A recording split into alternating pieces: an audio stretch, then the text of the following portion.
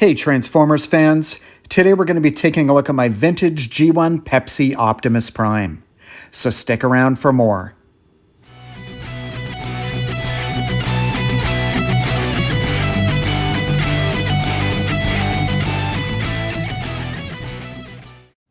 Hey guys, I'm here from Transformers and Video Games and welcome back to the channel. Back in 1985, Pepsi had a very cool promotion for anyone who was into Transformers at the time. You could actually win a G1 Optimus Prime just by purchasing cans or bottles of Pepsi Cola. Now, truth be told, I always preferred Coke over Pepsi, and even though I loved Transformers as a kid, I guess even the lure of possibly winning an Optimus Prime wasn't enough to sway me over to the dark side. The promotional figure could be won with specially marked cans or bottles of Pepsi. Winning cans would have the word win printed on the underside of the tab, but apparently it was a little bit different for bottles. Here you'd find a picture of either the left or right half of Optimus Prime under the bottle cap, and you'd need to collect both halves of Optimus Prime's picture in order to win the figure. If you were lucky enough to win, you were instructed to take your winning can or bottle caps to your local Pepsi Cola bottler for redemption. This promotion was running in Canada and in the United States, and although I've never found official production run numbers, I've heard that the number of Canadian units produced was considerably lower than its American counterpart, making the Canadian variant a holy grail for many vintage Transformers collectors. I don't know anyone who had one of these back in the day, but I was fortunate enough to find one for myself a number of years ago on eBay. Not only did I find a beautiful box specimen of the figure, but I paid a few $100s for mine, which is approximately what a regular boxed G1 Optimus Prime would have cost me at the time. So without further delay, let's take a quick look at the figure.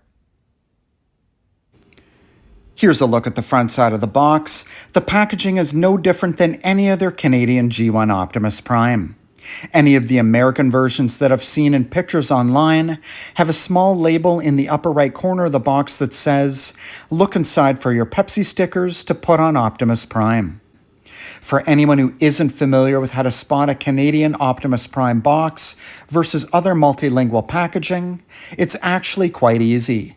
The Canadian version would only have French and English print on the box.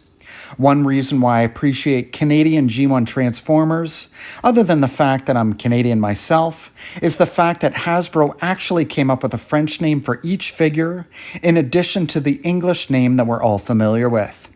In this case, they called the leader of the Autobots Optimus Primo, which isn't very different from his actual name. But as a better example, they called G1 Starscream Ego, which for anyone who watched the G1 television series, this name actually makes sense and really suits the character's personality. Now we'll take a look at the backside of the packaging. Here we see the very iconic box art that everyone loves so much. I actually prefer some of the battle scenes on later box art, but this one certainly has a special place in the hearts of anyone who grew up back in the 80s. In the upper right corner, it has a brief description of the Transformers in English and in French. It says, "It is a world transformed, where things are not what they seem. It is a world of Transformers, a world of heroic Autobots and evil Decepticons." Here's a better look at Optimus Prime's bio in English and in French. I'm going to go ahead and read the English version. It says, "Function Commander, motto, freedom is the right of all sentient beings." Bio, Optimus Prime is the largest, strongest, and wisest of all Autobots. Feels his role is the protection of all life, including Earth life. Fights unceasingly to defeat the Decepticons.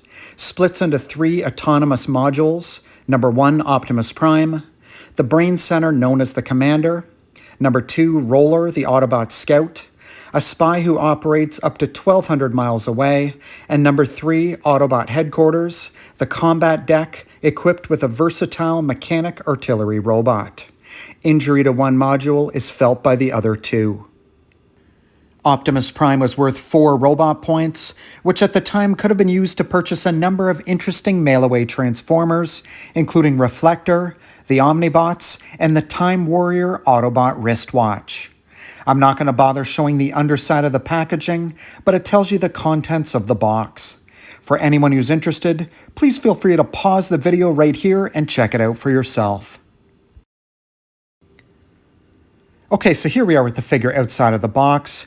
Now, for anyone who's never seen the Canadian variant of Pepsi Prime, it looks very different from the American version of the figure. The Canadian version has this massive Pepsi sticker, which takes up the entire side of the trailer portion of the truck, whereas the American version has significantly smaller Pepsi stickers. I know with the American version, the Pepsi stickers came separately, so you could choose whether you wanted to apply them or not. However, I'm not 100% certain about the Canadian version. I know that there are now reproductions of the stickers that anyone can buy online for just a few bucks, but I can't say that I've ever seen anyone selling unapplied vintage Canadian Pepsi Optimus Prime trailer decals, and I've been cruising eBay looking for G1 Transformers rarities for the better part of 12 years now. If you happen to know with any certainty if these Canadian Pepsi stickers were pre-applied to the figure or not, please leave me a comment in the comment section. I'm always looking to learn more about these fascinating vintage Transformers figures. Here's a look at the cab portion of the truck. As you can see, they didn't make any modifications to the paint or the stickers to distinguish this from any other regular G1 release of the figure.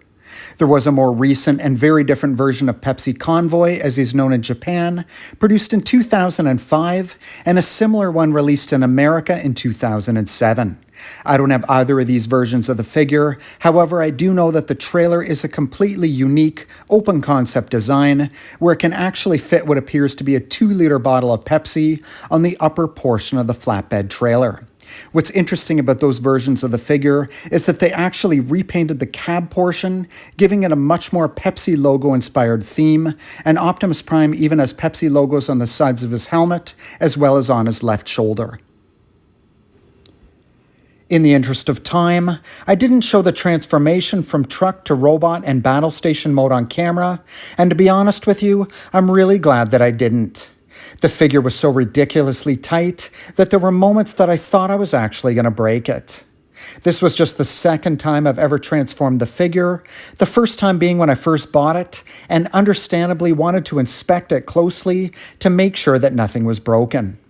Here I thought we'd do a quick rotation of the figure on this turntable to see Optimus Prime in all his glory. I must say that I absolutely love all the shiny chrome parts that were used on this figure. Think of how much nicer, more modern Transformers would look if they still used the same level of quality as they did back in the 80s. I must admit that I'm cheating a little bit here, since the fists and laser blaster are actually from a different Optimus Prime that I have in my collection. The reason why I didn't use the ones that came with my Pepsi Prime is because the fists are still on their original sprue and sealed with the laser blaster in the original baggie. That and the overall condition of the figure are part of the reason why I think it was virtually unused by its original owner. Since I've got everything open, I'm just going to go ahead and show you the contents of the box. Here's Roller. As you can see, his wheels haven't been attached, and for anyone who cares, this is stamped with a number 5 on the underside. Here's a sealed baggie with Optimus Prime's 2 fists, the 4 rockets, and of course Roller's 6 wheels. What's very cool about this is that everything here is still brand new and on its original sprues. And if you look closely, you can see Optimus Prime's laser blaster in there as well.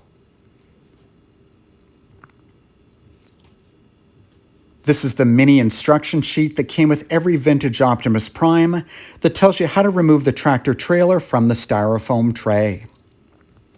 As expected, of course, there's nothing written on the back.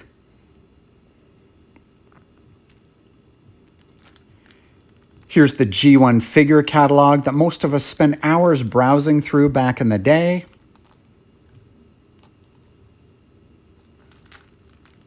On the inside here, we see the red tech specs decoder, instruction booklet, and unapplied sticker sheet. You can also see the sealed gas pump, nozzle, and hose accessories. I've got to say it's pretty awesome to have all this stuff still sealed in its original baggie as well. Now, some people say that only the mail-away version of Optimus Prime that you would order from the catalog with cash and robot points had a number 5 trailer, but for anyone who's interested, the trailer on my Pepsi Optimus Prime is also stamped with a number 5. If I'm not mistaken, my mail-away Optimus Prime is actually stamped with a number 6, which is proof that things aren't quite as cut and dry as some authoritative sources would have you believe. Since we're talking about G1 Optimus Prime in this video, here's a quick look at another Canadian boxed Prime that I have in my collection. The one on top came with a much nicer box, and since there's nothing unique about the Canadian G1 Pepsi Optimus Prime box, I was thinking about switching the two of them to make a super clean mitten box Pepsi Prime, but just haven't gotten around to doing it yet. Here's another Optimus Prime that I have. This is one of the gold box classic reissues of the figure. These are technically the first G1 reissues that came out in the late 80s or early 90s, but what's interesting to me is that not too many collectors seem to talk about them. I've actually got a sealed gold box version of G1 Prowl, which is pretty cool. I've just got no idea what it would be worth since it's technically a reissue, albeit a vintage one. This particular figure here has nothing to do with Optimus Prime, other than being an Autobot. However, it's another Canadian exclusive G1 variant. If you enjoyed this video and want to see me do something similar for this figure at some point in the future, just leave me a comment in the comment section and I'd be happy to do it. Okay guys, I hope you enjoyed taking a look at my vintage G1 Pepsi Optimus Prime. Since this wasn't intended to be a full-blown review of the figure, I'm going to leave it at that for today. Pepsi Prime is an awesome, albeit expensive addition to any vintage Transformers collection, and a very cool part of Transformers history.